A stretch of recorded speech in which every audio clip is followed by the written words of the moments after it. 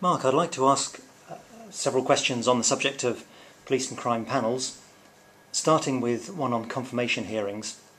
When carrying out those hearings, how important do you think it is for the panel to have its own independent HR advice?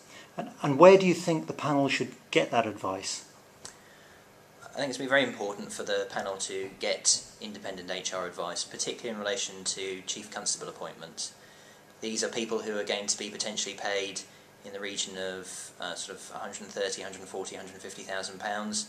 It depends on the particular force they're going applying to be appointed to, and from that point of view, it's a fairly serious position they're going to. It's the pinnacle of their career potentially, and from that point of view, any veto that the panel happens to exercise over the appointment of a Chief Constable applicant potentially ends their career. I can't imagine that any PCC who's seen somebody being vetoed by one panel would at all consider them for appointment in the future to any other Chief Constable post. So I think there's a considerable impact that the exercise of the veto could have on a particular individual's career and at the end of the day on their and their family's income. Aside from the fact that they're losing out on a potentially very well paid job, the exercise of the veto may also have implications for their pension entitlements and things like that.